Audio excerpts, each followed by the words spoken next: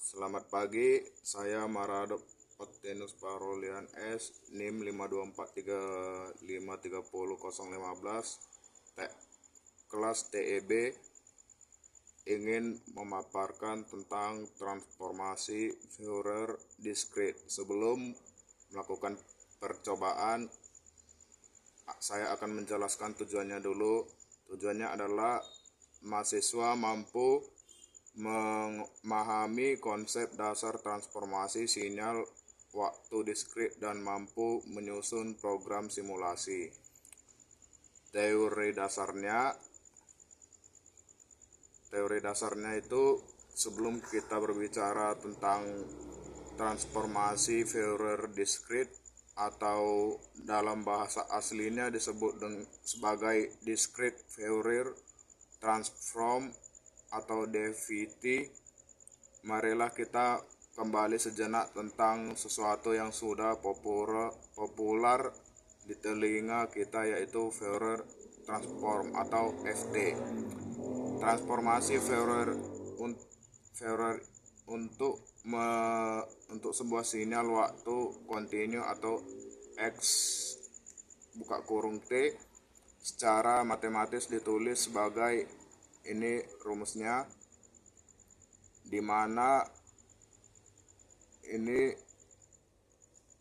omega sigma min tak hingga sampai tak hingga positif tak hingga. Itu sementara bentuk dengan menggantikan integral berhingga dengan sederetan jumlah pada suatu nilai berhingga seperti ini, dan simbolnya seperti ini, memiliki arti equal by definition, atau dalam bahasa yang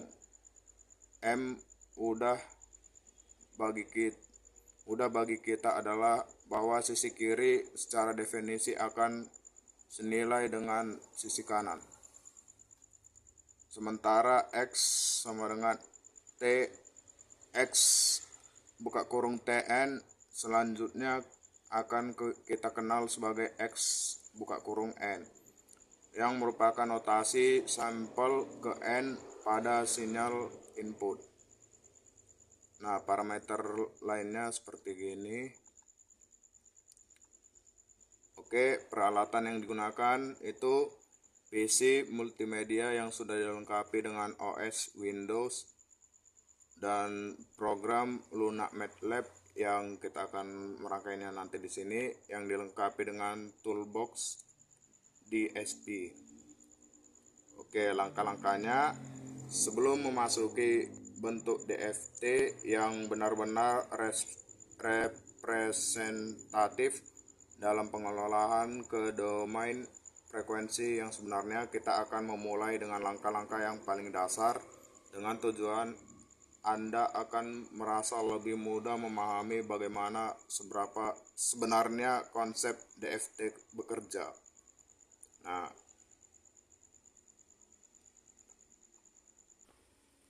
oke, di nomor 1 kita akan bangkitkan sinus X buka kurung T sama dengan 3 cos 2 pt pada T sama dengan N T besar untuk suatu N sama dengan 0 sampai 99 dan T sama dengan 0,01. Nah, pada MATLAB dia seperti ini. Kita sudah membuat codingannya di sini, dan ini gambarnya nih. Dia dari 3 sampai ke 200. Dia ada 3 gelombang enggak.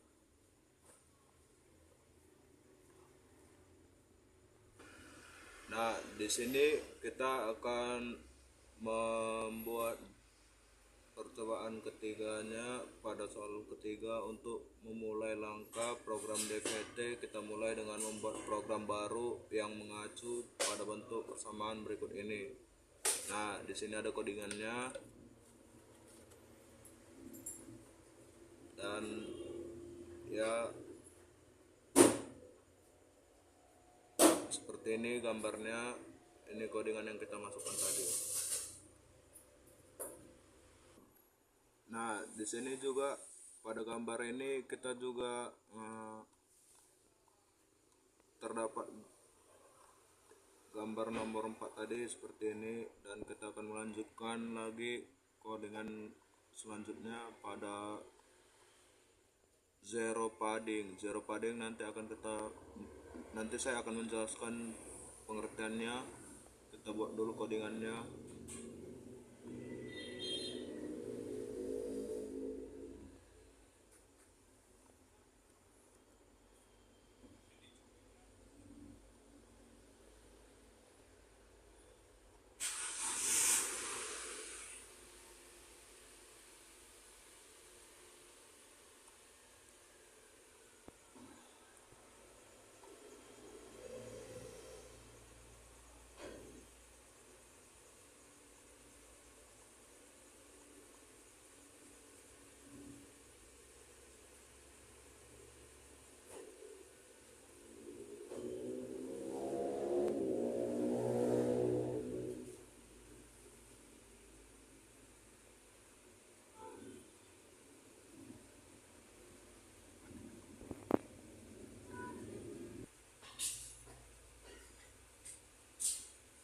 Nah, di sini kita sudah memasukkan codingan dan gambarnya sesuai dengan pada gambar yang kita buat percobaan, dan di sini kita akan menggantinya pada soal nomor 2 nya itu plotnya, dan kita disuruh mengamati.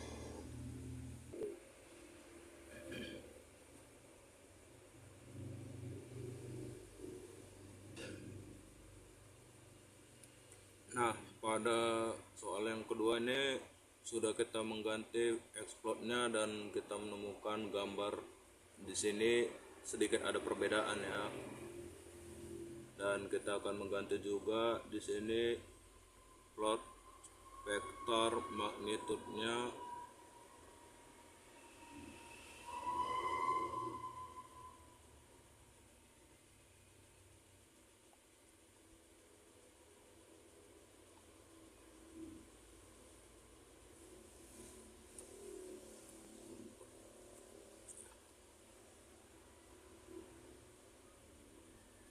Ini kita ganti ya di sini yang ini.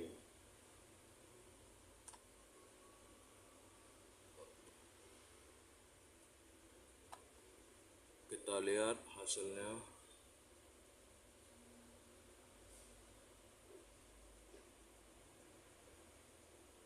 Nah, hasilnya dia ada perbedaan, dia semakin ke atas, dia dari 0 sampai ke 40.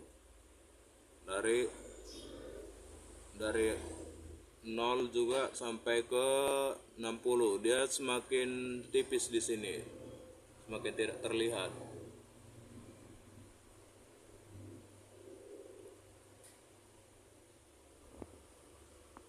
Oke, kita akan menjelaskan ini apa yang dimaksud dengan zero padding.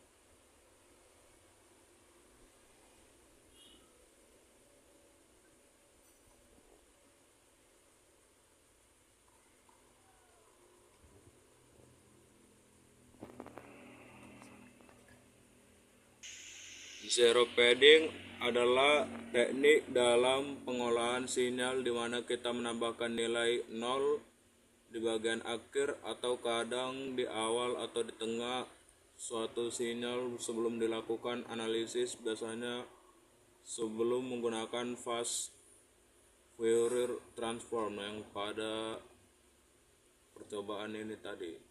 Dia ada di tengah dan di belakang. Oke, baru yang kedua itu apa pengaruh perbedaan nilai zero pada tampilan sinyal dalam domain frekuensi.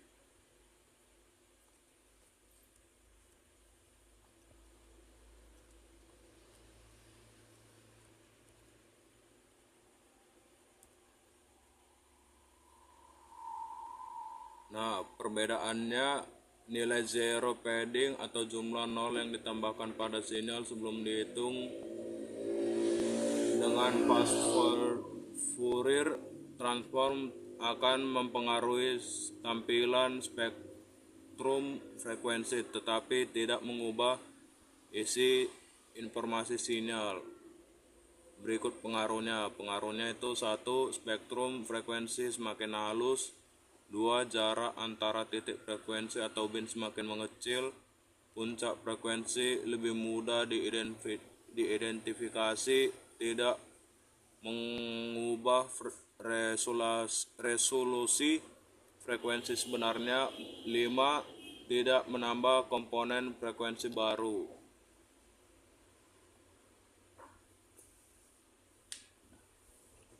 Nah, dan yang ketiga itu berapa sampel yang dipersyaratkan dalam operasi DFT. Dalam operasi DFT, jumlah sampel yang dipersyaratkan adalah sebanyak n sampel atau berhingga. DFT bekerja pada sinyal diskrit dengan panjang terbatas atau finite lag.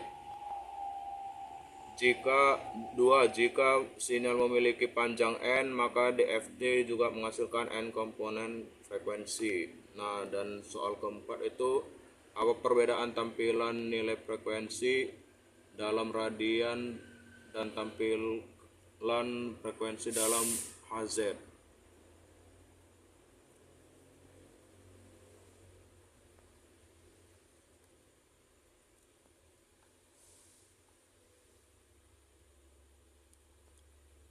Perbedaan tampilan nilai frekuensi dalam radian dan Hz atau Hertz terletak pada satuan dan cara mempresentasikan frekuensi. Meskipun keduanya menggambarkan hal yang sama, di sini kita lihat frekuensi dalam Hertz tadi,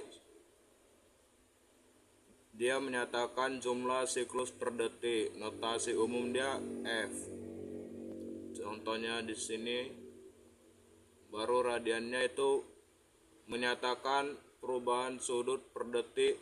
Notasi umum di sini lambangnya atau omega.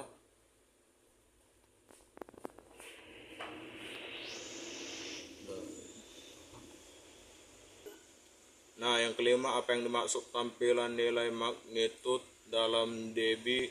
Tampilan nilai magnitud dalam dB atau desibel adalah cara menyajikan besar atau amplitudo sinyal dalam skala logaritmik, bukan skala linear biasa. Skala ini sering dipakai dalam analisis sinyal, termasuk hasil fast Fourier transform pada ini tadi di sini. Oke, sekian dari hasil penjelasan saya tentang